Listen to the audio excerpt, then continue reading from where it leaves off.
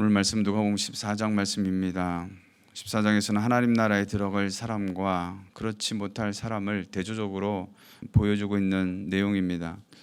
오늘 본장의 시작은 안식일에 예수님이 바리새파 지도자의 집에 초대받은 장면으로 사람들은 그 예수님을 엿보았다고 성경은 기록하고 있는데, 이는 순수한 동기로 식사 초대하는 것이 아님을 알 수 있습니다. 거기에 수종병 든 한 사람이 있었다고 성경은 말씀합니다. 이 수종병은 신체 여러 부위에 복수가 차고 몸이 심하게 부으며 살이 썩어가는 병으로서 당시에는 불치병이었습니다.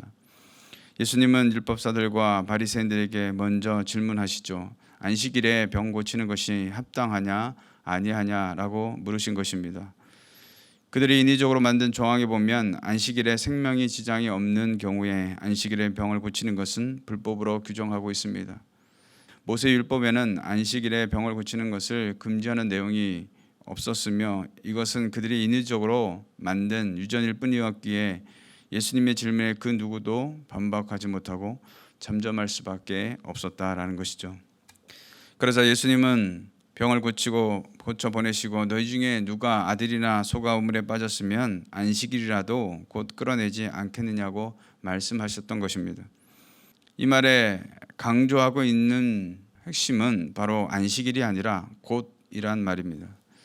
물에 빠진 아들이나 소를 끌어내는 일이 안식일이라 할지라도 당연히 해야 하는 일이며 당장 해야 할 급박한 일이라는 것을 말씀하고 있는 것이죠. 왜 그렇습니까? 안식일은 사람을 위해 있는 것이지 사람이 안식일을 위하여 있는 것이 아니며, 또한 예수님이 안식일의 주인이라는 것을 드러내시면서 안식일의 왜곡된 관습을 바로 잡으려 하셨다라는 것입니다.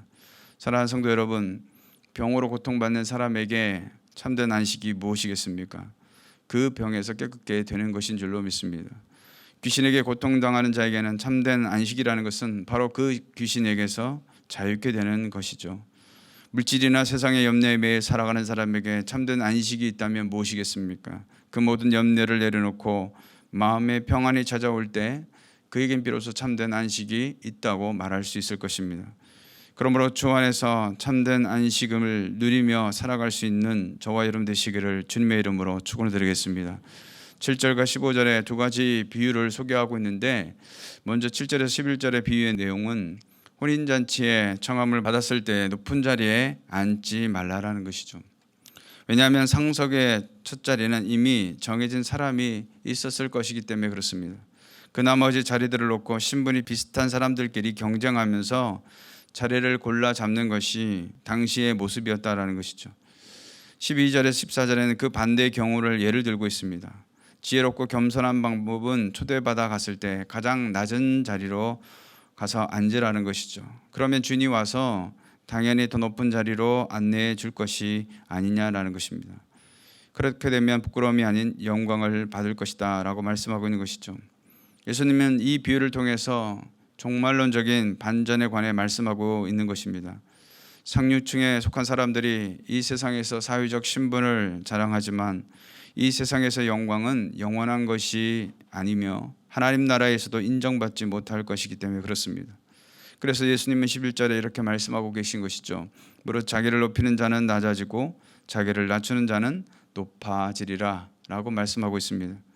12절에 14절은 자신을 초대한 주인에게 교훈하고 있습니다. 즉 친한 사람이나 같은 부류의 사람들을 초청하지 말고 사회적으로 신분이 낮고 어려운 사람들을 초청하라는 것이죠.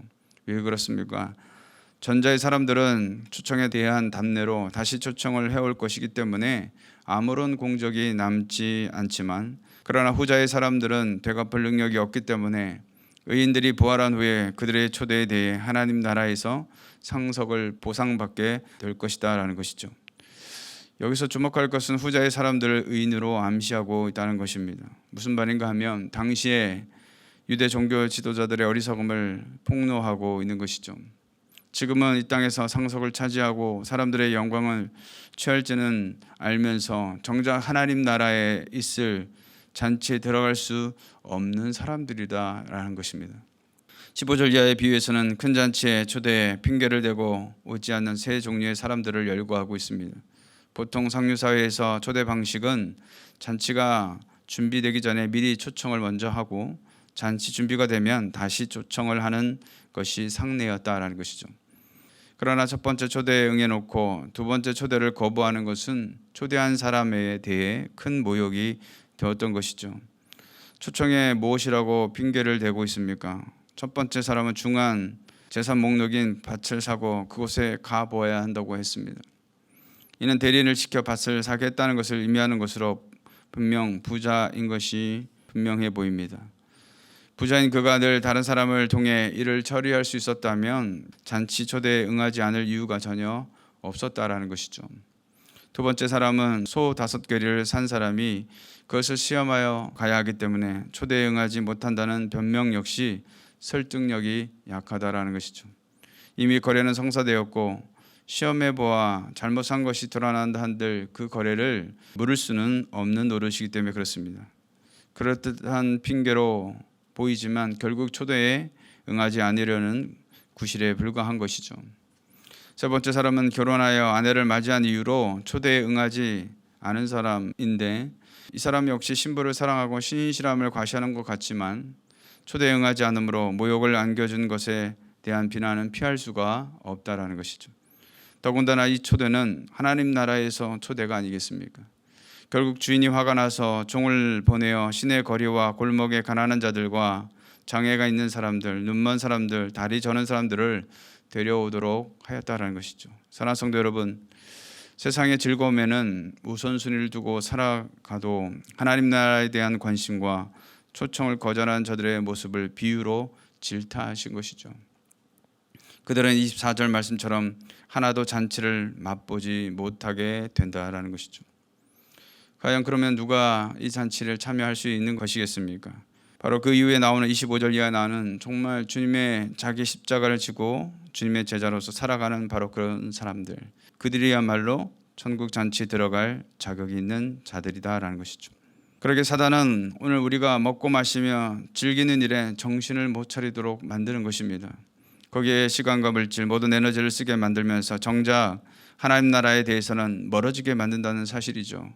그러므로 우리가 기억할 것은 주님의 초청에 응하는 삶이 되어야 될 줄로 믿습니다. 내가 어떤 자리에 서 있든지 그것이 세상에서는 중요할지는 몰라도 하나님 앞에서는 전혀 중요하지 않다라는 것이죠. 오히려 중요한 것은 내가 주님의 초청에 응하고 있느냐 그렇지 않느냐라는 것이죠. 그러므로 오늘도 주님이 말씀하신 대로 우리가 그 말씀 앞에 민감하게 반응함으로 장차 우리가 들어갈 그 천국을 소망하며 그 천국 잔치를 준비하는 삶을 살아갈 수 있는 저와 여러분 되시기를 주님의 이름으로 축원해 드리겠습니다.